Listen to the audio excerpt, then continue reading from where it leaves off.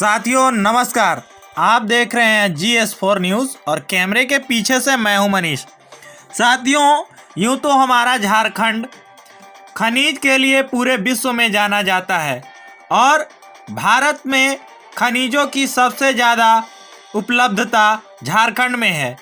भारत को कोई भी खनिज अगर चाहिए तो झारखंड उसके लिए बहुत बड़ा विकल्प है।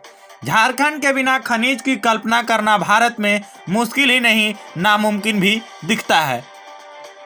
लेकिन साथियों झारखंड में कई सारे ऐसे भी स्थल हैं जहां से कि पर्यटन स्थल के रूप में उसे विकसित किया जा सकता है और रोजगार के नए अवसर विकसित किए जा सकते हैं और पर्यटन के क्षेत्र में भी झारखंड का नाम बन सकता है, एक पहचान बन सकता है। इसी की कड़ी में प्रोजेक्ट बिल्डिंग में माननीय मुख्यमंत्री जी ITDC और JTDC के बीच एक सभागार हुआ जिसमें उन्होंने बहुत ही महत्वपूर्ण बातें कही, जो कि अभी मैं आपको सुनवाऊंगा। आप सुन सकते हैं, लेकिन उससे पहले आप देखिए कि कितना मनोरम और सुंदर सुंदर दृश्य है। अगर इन सारे दृश्य का प्रचार किया जाता है तो झारखंड में पर्यटक आएंगे और रोजगार के नए विकल्प जरूर शुरू हो सकेंगे। लाखों लोगों को, हजारों लोगों को रोजगार मिल सकेगा और एक नया चेहरा झारखंड का पूरे विश्व देख पाएगा। तो आइए सुनते हैं मुख्यमंत्री जी का बयान कि आखिर उस सभागार में माननीय मुख्यमंत्री जी ने क्या क्या कहा। MOU के कार्यक्रम में बहुत बहुत स्वागत। तालियों के साथ हम स्वागत करें, अभिनंदन करें माननीय मुख्य अतिथि के रूप में हमारे बीच माननीय मुख्यमंत्री जी हमारे बीच आदरणीय मुख्य सचिव महोदय।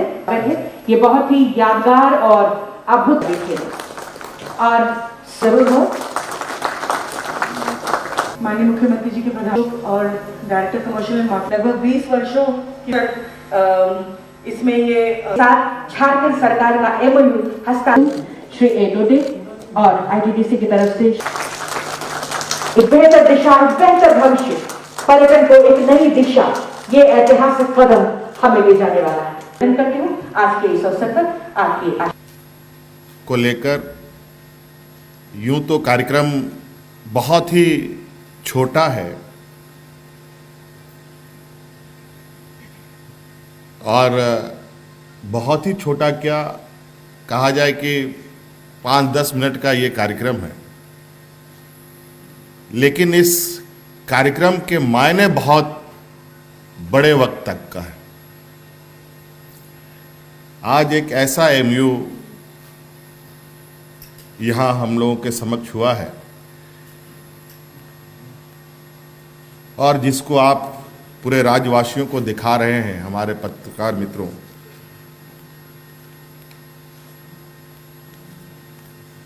ये कहीं ना कहीं झारखंड के लिए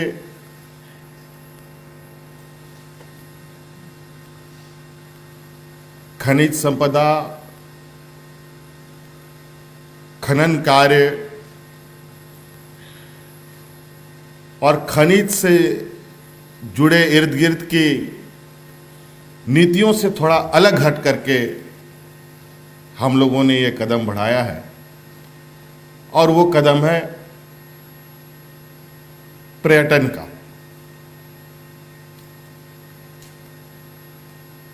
आपको पता है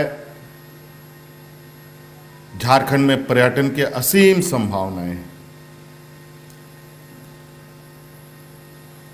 और दुख की बात यह है कि पर्यटन के दिशा में हम लोगों ने बहुत कोई ऐसे ऐतिहासिक कदम नहीं उठा पाए जिस पर आज हम गर्व कर सकें। लेकिन ऐसा नहीं है। अलग राज्य के 20 साल हो गए। इन 20 सालों में कुछ कदमें तो हम लोगों ने जरूर बढ़ाए होंगे,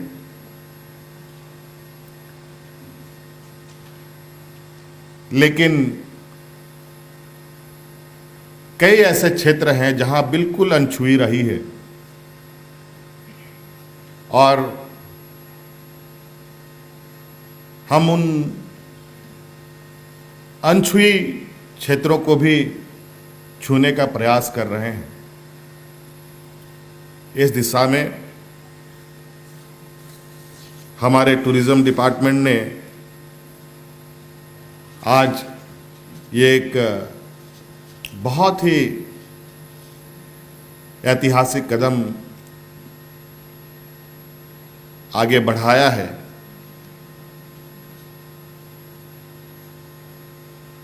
और इस राज्य का एक छोटा सा टुकड़ा भूमि का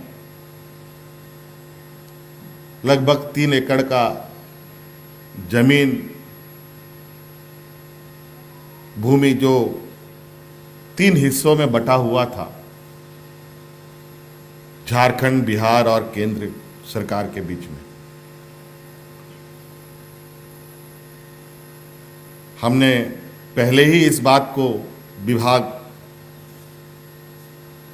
से कहा था कि आज जब हम अलग राज्य हुए हैं तो झारखंड, बिहार की संपत्ति में भी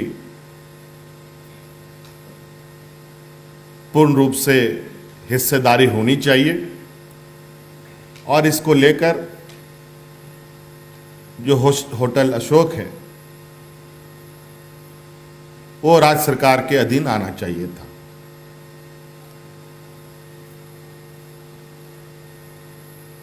क्यों 20 सालों में इसका स्वामित्व हम नहीं ले पाए, इस विषय पर नहीं जाना चाहूँगा, लेकिन आज के इस कदम से आपको इस बात का निश्चित रूप से अंदाजा और संकेत मिल रहा होगा कि बहुत जल्द अब होटल अशोक झारखंड सरकार की संपत्ति और पर्यटक विभाग की संपत्ति के रूप में बहुत जल्दी इसका नाम हम लोग नए सिरे से गढ़ने की पूर्ण तैयारी कर चुके हैं। और पर्यटक का जो पहला द्वार है या पहला पड़ाव है या पहला ठहराव है, वो होटल अशोक बनने को तैयार है। आज अलग अलग हमारे हिस्सेदारी में अलग अलग हम लोग शेयर होल्डर रहे हैं और अब झारखंड बड़े शेयर होल्डर के रूप में रहेगा और बिहार सरकार से भी संवादें चल रही हैं और बहुत जल्द हम लोग उस पर भी एक सहमति बना लेंगे ताकि जो पर्यटक व्यवस्था है हमारी वो सुचारू रूप से चल पाए। इसके लिए आप सबको पता ही है, सरकार अपनी संपत्ति को लेकर काफी संवेदनशील है। सरकारी संपत्ति हर हाल में सरकार अपना संरक्षित करे, ये पहले ही विभागों को सूचित किया जा चुका है।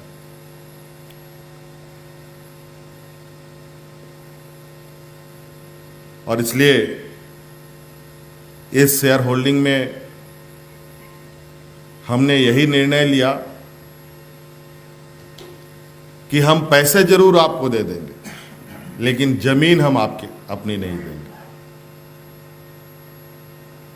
और इसलिए हम लोगों ने ये भूमि का टुकड़ा हम लोगों ने अपने हिस्से में करने की कवायद शुरू कर दी।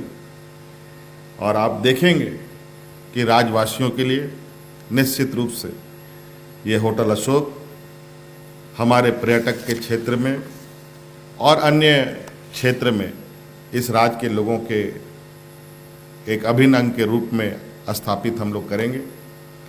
आज के इस एमयू के शुभारंभ एमयू के कार्यक्रम में उपस्थित सभी गणमान्य अतिथिगण, पदाधिकारीगण पुनः मेरी ओर से बहुत बहुत शुभकामनाएं। इन्हीं बातों के साथ धन्यवाद। जोहार।